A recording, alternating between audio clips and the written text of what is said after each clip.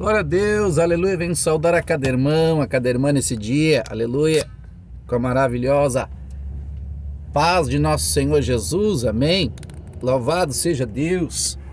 Deus venha abençoar você, Deus venha falar o seu coração nesse dia mais uma vez, através da palavra do nosso Senhor e Salvador Jesus Cristo, aleluia. Deus é maravilhoso, amém. Seja bem-vindo no canal, que você tem se inscrito, você que tem nos acompanhado no status também.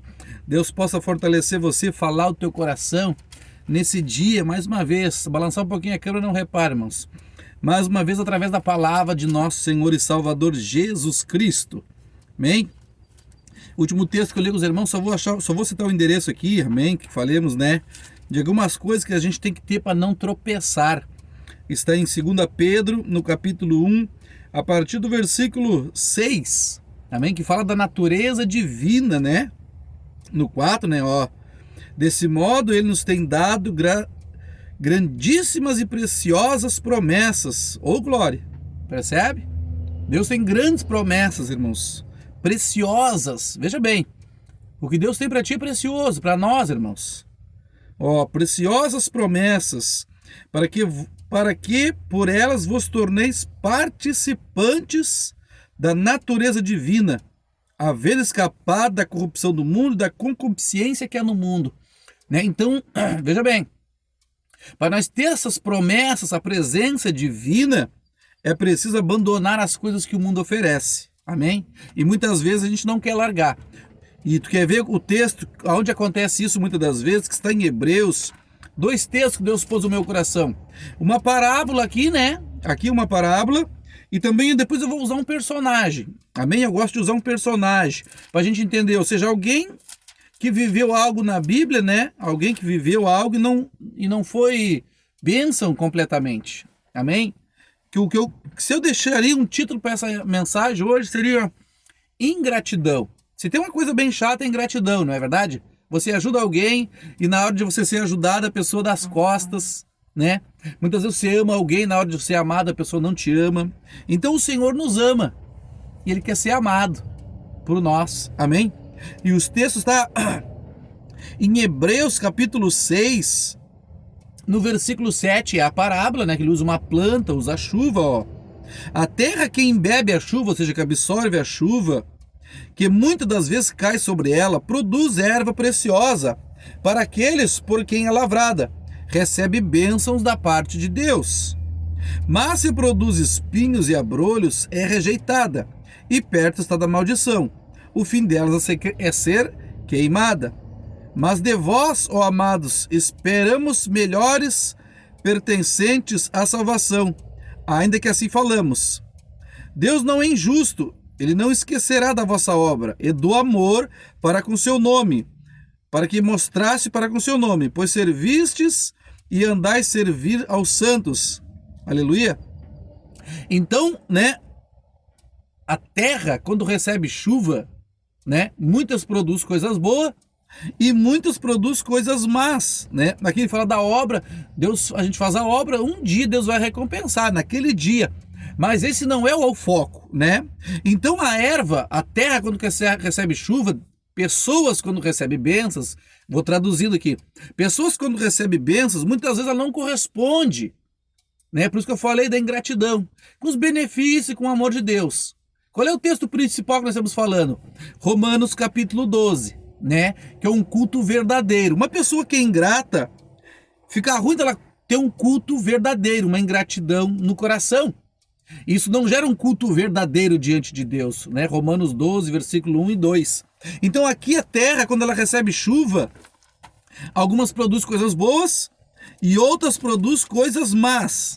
E o texto que eu deixei para os irmãos hoje está, acho que é 2 Crônicas ou 1ª, deixa eu ver, 2 Crônicas. Em 2 Crônicas, no capítulo 32, fala do rei Ezequias. Para nós entender aquela parábola ali, ó. No capítulo 32, no verso 20, diz assim: porém o rei Ezequias e o profeta Isaías, filho de Amós, oraram por causa disso e clamaram ao Senhor.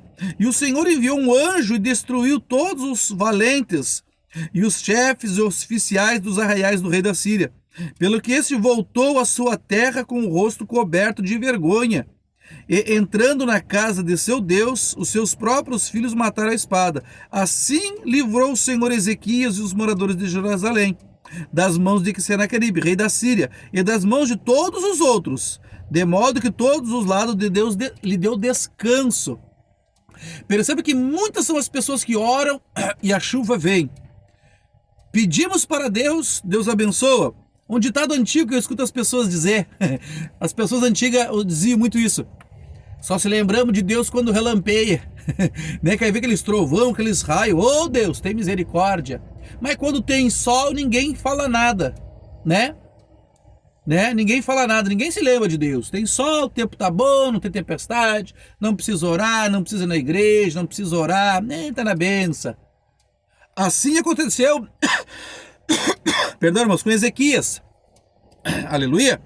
Isso está no versículo 20 em diante, capítulo 32 de 2 Crônica, versículo 20. No versículo 24, ó, que é um pouquinho para baixo, tá assim, ó. Naqueles dias adoeceu Ezequias, estava à morte. E orou ao Senhor, o qual lhe respondeu. Ele deu um sinal. Mas Ezequias não correspondeu aos benefícios que lhe foi feito, pois o seu coração se exaltou, pelo que grande ira veio sobre ele e sobre Jerusalém. Ou seja, quando ele precisou, ele orou, Deus respondeu. Qual é que foi a resposta? Ele não correspondeu aos benefícios. Ingratidão. Choveu, em vez de despertar fidelidade em Ezequias, o que despertou?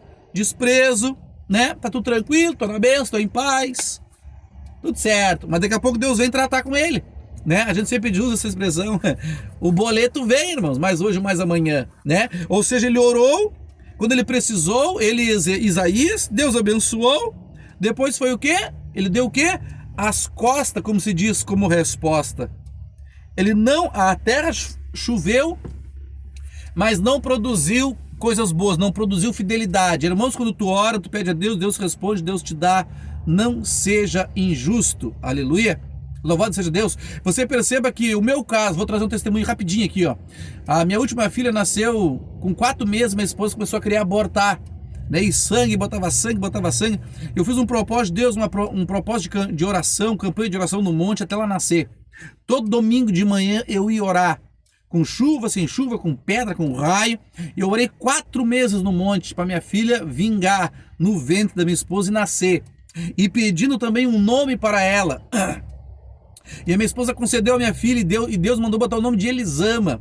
Alguns meses depois, eu fui pesquisar o que significava o nome Elisama, que significa Deus ouve. Nós oramos, clamamos, choramos, Deus abençoou. Cada vez que eu olho para Deus, eu me lembro do quê?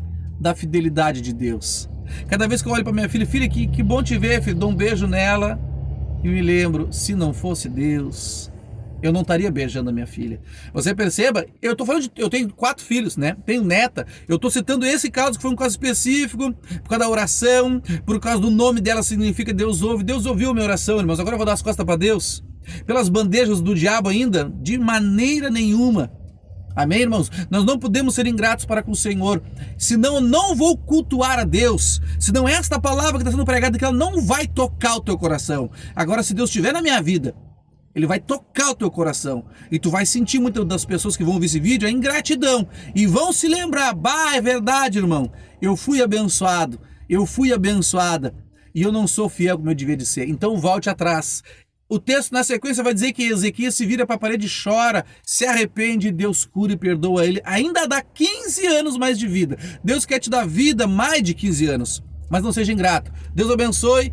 Em nome de Jesus, paz seja no teu coração.